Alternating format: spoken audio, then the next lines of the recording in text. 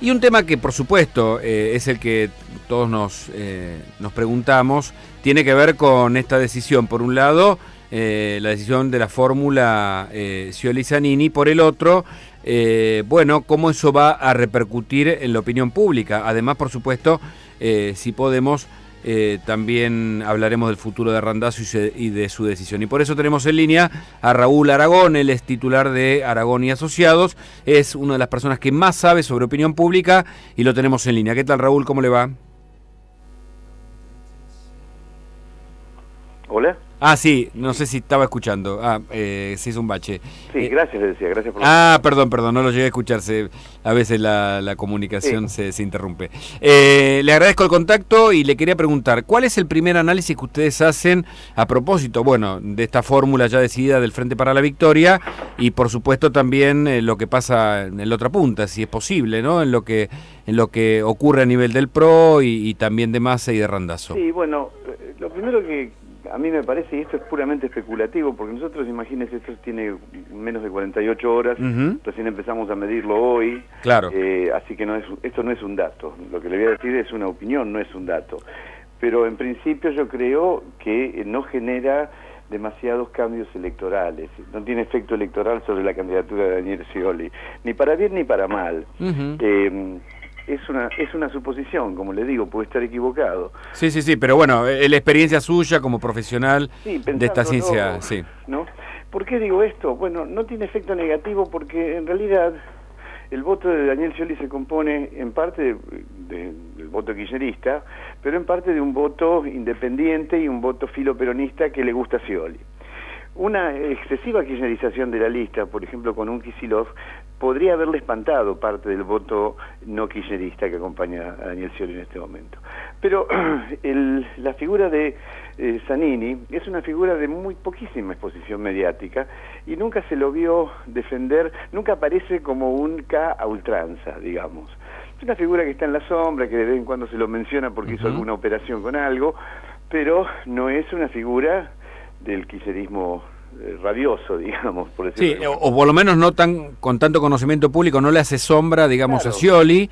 Es un misterio, y eso del misterio, ¿puede jugarle a favor, es usted? No le juega a favor ni en contra, no le juega en contra por lo que le digo, porque sí, está bien. Si bien es un componente kirchnerista, si bien la fórmula está kirchnerizada, es una kirchnerización de muy poca intensidad, entonces no le espanta el sector no kirchnerista del voto Scioli. Pero tampoco le juega a favor, porque lo que le está faltando a Scioli es atraer un poco más del voto peronista que está en duda, del voto peronista que no le conforma a Massa o de la Sota, que le gusta Scioli pero todavía no ha podido decidirse. Ese voto lo hubiera captado con un voto con un componente en la fórmula peronista, con un Urtubey, un Uribarri, etcétera. Por eso digo que no le suma ni le resta hoy la figura de... Le digo lo que algunos de nosotros seguimos, que no tiene ningún rigor, en este caso en el trabajo periodístico, porque lo que tenemos es cualitativo y las redes sociales es un escenario que le quería plantear, y la otra, tiene que ver también con la crítica de algunos medios a Zanini, pero la primera, digo, en muchos, digamos, Twitter sobre todo, salieron a decir, uy, qué lástima, no era el candidato, o sea, supuestamente gente que veía en Randazzo su objetivo kirchnerista y que se ve decepcionada con Scioli. Eso salió como algo que se difundió mucho por internet o por las redes sociales, sin ningún tipo por ahí de rigor o de valoración, ¿no? Eso es muy difícil de atribuirle una representatividad. ¿Cuánto representa en términos porcentuales del electorado? Claro. Es muy difícil hacerlo.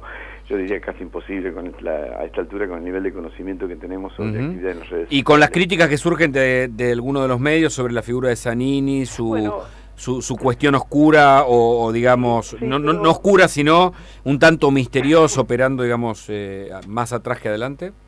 Sí, eso puede a la larga influir, depende de cuánto barullo hagan los medios opositores y cuánto barullo hagan las dirigencias opositoras, que lo van a hacer, depende con qué éxito lo hagan también, ¿no? Quizás en el largo plazo le complique un poco las cosas a Scioli, pero no creo que sea definitivo. Eso en términos electorales. Porque esta es una decisión, no es una decisión electoral la de la presidenta, es una decisión política. Claro. Ahora, cuando se dice, y lo he escuchado ya varias veces, de ayer a hoy, que es como un comisario político, y que Scioli está cercado. Eso es un error. Un comisario político lo es en tanto representa un poder vigente. Ahora, no existe un comisario político del expresidente. Él va a ser el representante de la expresidenta, no de la presidenta. Y entonces no tiene forma de controlar. Un vicepresidente no tiene ningún poder y no tiene cómo controlar o limitar o influenciar a un presidente. Esto es impensable, nunca sucedió, además no puede suceder. Lo que sí hace Zanini y le aporta, y es importante para la gestión de la posible futura gestión de Daniel Scioli, es una relación muy fluida, una muy buena articulación con el kirchnerismo puro. Ajá. Y en eso le aporta, eso va a ser muy útil para Sí, y además nadie duda del caudal de gestión de Zanini, ¿no? En todo sentido, digo, ¿no? Por su formación ideológica, su praxis en el mundo empresarial incluso, ¿no? Un hombre que viene de la política de toda la vida, es un hombre que sabe manejarse, así que él va a ser el gran articulador entre el sciolismo, digamos, y la cámpora, o el sciolismo y el kirchnerismo, si lo queremos llamar así. El kirchnerismo fue quien, de alguna manera, propició las PASO, y sin embargo es en la segunda oportunidad en donde no las practica. Esto es cierto. ¿Y qué piensa de esto? Bueno, yo creo que las PASO las propició Kirchner en un momento dado para favorecer, debido a la coyuntura del momento. En realidad las PASO terminan por oficiar de primera vuelta, ¿no? Eso ha pasado siempre, y la primera vuelta de balotaje, porque siempre se polariza.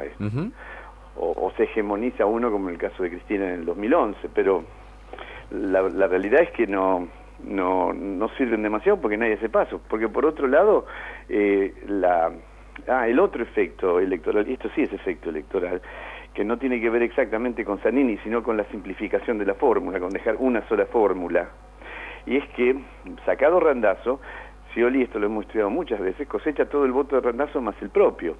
Ajá. O sea, la gente de Randazzo se queda en el Frente para la Victoria. Sí, el elector. ¿Aún cuando Randazzo le dijo que no a Cristina? No es de Randazzo, es de Cristina, es el kirchnerismo puro. ¿Aún cuando Randazzo le dio la espalda? No tiene ninguna importancia.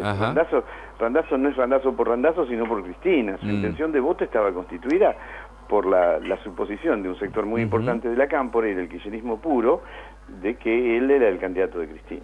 Y hablando de primera vuelta, ¿cuáles son los números, los últimos que ustedes manejan respecto al sciolismo y ahora, al macrismo y al masismo, ¿no? Si es posible. Primero déjeme terminar lo que... Sí, claro, con mucho gusto. El hecho de simplificar la fórmula hace que en las PASO Scioli pueda aparecer como el candidato singular más votado, porque hasta ahora, con una fórmula con un kirchnerismo dividido al interior de las PASO, Scioli era el segundo más votado, el primero más votado era Macri. Ajá.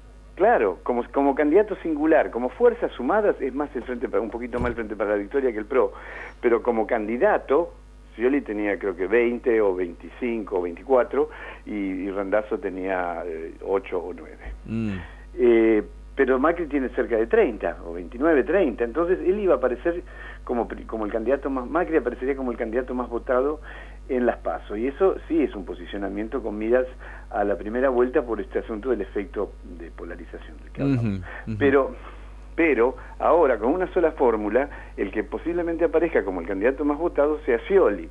Con lo cual, el PRO está pensando en hacer una maniobra parecida, bajar a Carrió y a Sanz y dejar solamente la fórmula presidencial que encabezaría Mauricio Macri, ¿no? Bueno, Carrió hoy dijo lo contrario, pero es probable en política, sobre todo en la Argentina, ¿no? Sí, es que Carrió no quiere y Sanz tampoco. Claro, me imagino. Y no quieren. No, además ella salió, como es habitual en sus maneras de expresarse, a decir que no, que el PRO se distinguía por ser institucional y que iba a mantener justamente la elección interna. Es que si Macri le impone a ella rompe el acuerdo.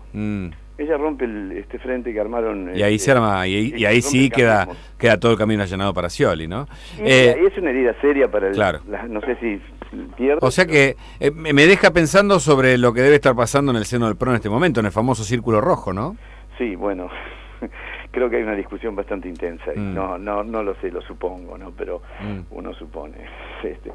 Fue una jugada muy muy fuerte de parte de Cristina. Bueno, no sé si de Cristina o consensuada. Sí.